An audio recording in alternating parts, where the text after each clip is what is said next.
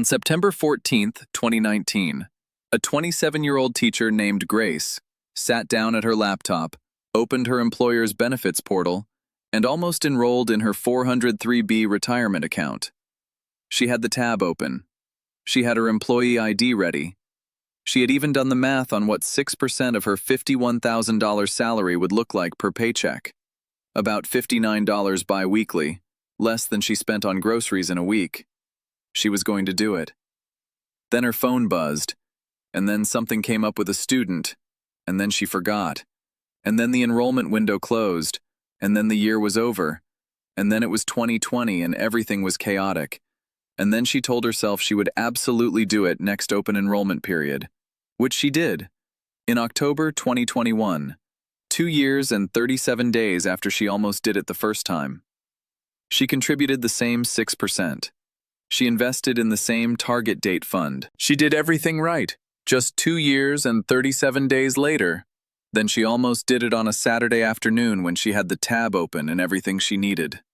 That delay, 767 days between almost and actually, will cost Grace approximately $173,000 in retirement wealth at age 65. Not because she made a bad investment, not because she changed her allocation or missed the market, because money she could have had compounding for 2 extra years at the beginning of a 38-year runway did not. The most expensive thing Grace ever did was get a text message at the wrong moment, and she will never see the bill. The cost of delay in investing is the most systematically underestimated force in personal finance.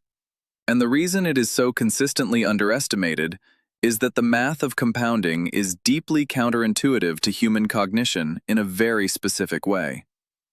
We think linearly. Compounding is exponential. When we imagine a delay of 2 years as a cost, we instinctively calculate it as 2 years of missed contributions, roughly $6,100 at Grace's savings rate. We do not calculate the compounding on those 2 years of contributions across the remaining 36 years of her career.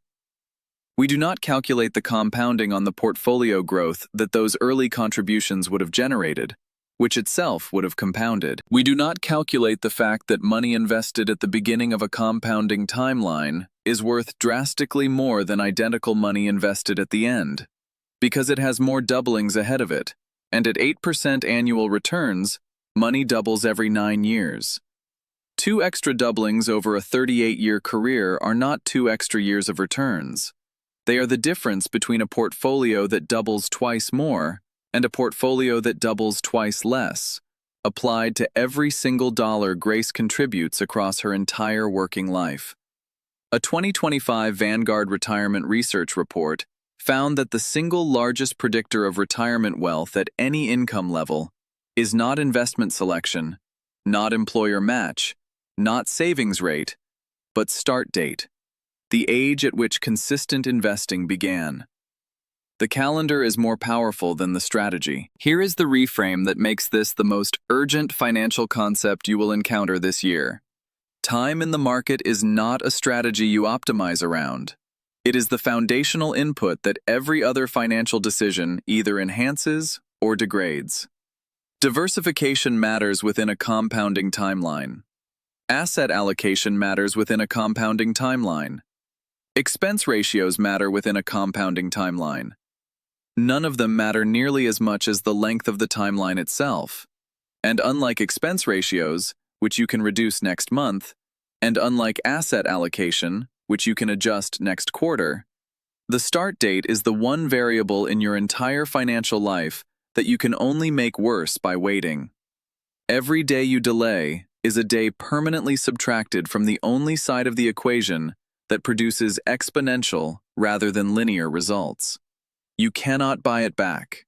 You cannot compensate for it with a higher contribution rate later, at least not completely. You can only stop losing it, and you can only do that today, not tomorrow, because tomorrow is the same decision with one fewer day of compounding attached to it. Let me show you what the gap looks like when you hold everything constant except the start date, because this is the calculation that permanently changes how people relate to financial procrastination.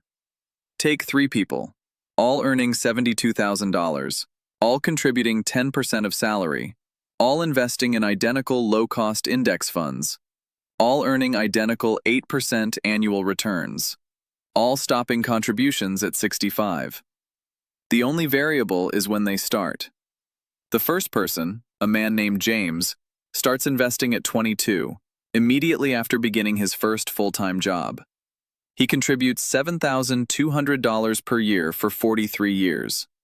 At 65, his portfolio is worth approximately $2,547,000. The second person, a woman named Diane, starts at 32, 1 decade later.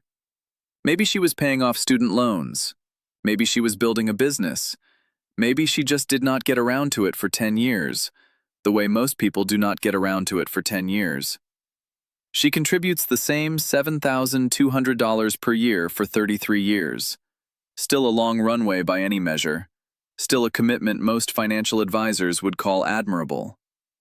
At 65, Diane's portfolio is worth approximately $1,176,000. She contributed for 33 years. James contributed for 43 years. The difference in their contributions is $72,000. 10 years of $7,200. The difference in their portfolios is $1,371,000. She is missing $1,371,000 at retirement from a decade of delay that cost $72,000 in missed contributions. The return on those 10 years of early contributions, measured in terminal portfolio value, is 19 times the money put in. That is not a typo. 19 times. That is what a decade of compounding at the beginning of a long timeline produces, and that is what a decade of delay destroys permanently. The third person, a man named Carl, starts at 42. 2 decades of delay. He is the person who spent his 30s meaning to start, having every intention, watching the years pass with the quiet guilt that most people carry when they know what they should be doing and are not doing it. Carl contributes the same $7,200 per year for 23 years. At 65, his portfolio is worth approximately $509,000. He contributed $165,600 across 23 years and accumulated $509,000. James contributed $309,600 across 43 years and accumulated $2,547,000. The gap between them is $2,038,000. James did not earn more. He did not take more risk. He did not hire a better advisor or find a better fund. He started 20 years earlier, in a conversation with himself that probably lasted less than 40 minutes and required nothing more heroic than logging into a website and entering a percentage. Now here is the mathematical detail that most people never encounter, and that makes the early start advantage even more striking than the terminal portfolio comparison suggests. Of James's $2,547,000 at 65, approximately $309,600 came from his actual contributions, money he earned and redirected from his paycheck. The remaining $2,237,400 is pure investment return, money generated by the compounding of his original contributions and the compounding of previous returns over 43 years. His contributions represent 12% of his final portfolio value. Compounding represents 88%. In Carl's case, his contributions of $165,600 represent 33% of his $509,000 portfolio. Compounding represents 67%. The later you start, the more of the work falls to your actual dollars, and the less falls to the exponential force of compounding. The earlier you start, the more the math does for you, and the less your paycheck has to. This is the fundamental leverage argument for early investing that no retirement illustration, no employer brochure, and no financial planning conversation adequately communicates. That you are not just accumulating money when you invest young. You are hiring time as the most productive employee in your financial life, one who works every single day without salary, vacation, or complaint, whose output compounds annually, and who cannot be hired at any price once you have let the opportunity pass. This is where I want to stop and ask you something directly, because the honest answer changes what the rest of this conversation means. When did you open your first investment account, and was it the first time you thought you should? For most people, the answer to that second question is no. There was an earlier moment, a first job orientation where someone mentioned a 401k, a conversation at a dinner table, a year in your mid-20s when you knew you should do something and did not. That gap between when you almost started and when you actually started has a dollar value. It is not hypothetical. It is a specific, calculable number attached to a specific window of compounding that closed without you. Most people have never calculated it. The ones who have actually run the numbers on their own delay, describe the experience as clarifying in a way that permanently changes how they relate to financial procrastination for everything that comes after. The psychological mechanism behind financial procrastination is not laziness. It is not ignorance. It is a combination of two documented behavioral tendencies that operate in concert with unusual effectiveness against long-term financial action. The first is present bias. The tendency, documented extensively by behavioral economists Richard Thaler and Shlomo Benartzi in their work on retirement savings, to heavily discount future outcomes relative to present ones, regardless of their magnitude. The gain of $2.5 million at 65 is an abstract future benefit.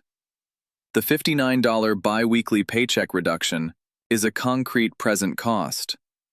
The human brain is not built to weight those two things in proportion to their actual values.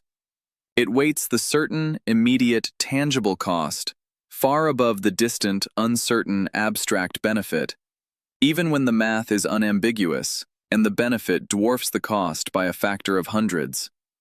This is not stupidity. It is a biological program that served our ancestors well in environments where present resources were the primary determinant of survival, and future projections were unreliable. It serves us catastrophically poorly in an environment where the primary wealth-building mechanism requires consistent present sacrifice for exponentially greater future benefit. The second mechanism is what psychologists call the planning fallacy. The consistent human tendency to underestimate the time required to complete a task and to overestimate our future motivation to do it.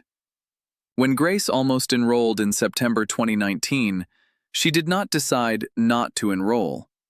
She decided to enroll later, a decision her brain processed as costless because the future version of herself doing the enrollment felt fully real and fully capable. The planning fallacy means that future Grace felt just as present and motivated as present Grace, which made the delay feel like a zero-cost deferral. It was not. Future Grace was less certain to exist in the specific circumstances required for the action to occur. And every day future Grace remained theoretical was a day that present Grace's contributions were not compounding. The intervention that behavioral economists have found most effective against both present bias and the planning fallacy in the retirement savings context is not education. It is not motivation. It is not a better explanation of compounding math. It is friction reduction and automation. The elimination of as many decision points as possible from the path between intention and action. Richard Thaler and Shlomo Benartzi's Save More Tomorrow program, which nudged employees to pre-commit to directing future raises toward retirement savings, produced participation rates of 78% and average savings rate increases from 3.5% to 11.6% over 28 months. Not because workers were more informed or more motivated, but because the decision was restructured to require opting out of saving rather than opting in. Inertia is equally powerful on both sides of the default. When the default is saving, inertia saves. When the default is not saving, inertia spends. The entire architecture of American retirement savings is opt-in by default, which is why the median retirement balance for Americans aged 55 to 64, the people within a decade of retirement, is $185,000, according to the 2024 Federal Reserve Survey of Consumer Finances. That number, drawn down at the 4% safe withdrawal rate, produces $617 per month in retirement income. The median retirement is not a crisis caused by low incomes. It is a crisis caused by a system that defaults to inaction and a biological program that finds present bias utterly comfortable. The practical action framework from all of this is the shortest in the series, because the research is unambiguous. The complexity of the action required is inversely proportional to whether it gets done. Every step added between intention and enrollment is a step where Grace's text message arrives. The action is this: if you have access to an employer-sponsored retirement account and are not yet enrolled, stop reading this and enroll before you reach the end of this paragraph. Not after. Not this weekend. Now. The enrollment takes between 8 and 22 minutes depending on the platform. The contribution can be as small as 1% of salary, $35 per month on a $42,000 income. The amount matters infinitely less than the date. You can increase the contribution later. You cannot move the start date earlier. Set the contribution, select a target date fund matching your expected retirement year, enable automatic annual escalation if the option exists, and move on. The decision you are deferring costs you, conservatively, $3,000 to $8,000 in terminal retirement wealth for every month you continue to defer it, depending on your age and salary. It will not cost you less tomorrow. It will cost you exactly this much today and more tomorrow, because tomorrow is this decision with one fewer compounding day attached to it. If you do not have access to an employer-sponsored account, open a Roth IRA at Vanguard, Fidelity, or Schwab. The application takes 20 minutes. There is no minimum opening deposit at Fidelity or Schwab, and you can begin with $25. The 2026 annual contribution limit is $7,500 if you are under 50, $8,600 if you are over 50. Invest in a single target date index fund. Set up a monthly automatic contribution from your checking account on payday. The automation is not optional. It is the entire behavioral intervention. A manual transfer that requires a monthly decision will be skipped during every month that contains a significant expense, an emotional disruption, a busy period, or a text message at the wrong moment. An automatic transfer requires a conscious decision to stop, which is a fundamentally different psychological threshold than a conscious decision to start. The compounding does not care which mechanism gets the money there. It only cares about the date. Grace is 31 now. She has been contributing for almost 4 years. Her portfolio has crossed $28,000, and she has started checking it the way she used to check her social media. Not from anxiety, but from the particular satisfaction of watching something grow that you know you built. She does not think about the $173,000 very often. She cannot see it. It does not exist in any account. It is the ghost of a version of her financial life that branched off from hers on September 14, 2019, when a text message arrived at exactly the wrong moment, and it will not merge back. But the version she is in now, the one that started in October 2021 and has not stopped since, still has 34 years of runway ahead of it. And 34 years of consistent compounding at 8% turns $28,000 in current savings and $7,200 in annual contributions into approximately $1.6 million. Not $2.5 million, not what James has, but $1.6 million, built by a teacher on a teacher's salary through the single most important financial decision she ever made, which was not the contribution amount, not the fund selection, not the investment strategy. It was the Tuesday afternoon she stopped saying she would do it later and did it instead. The second most important decision she will ever make is the one you are sitting with right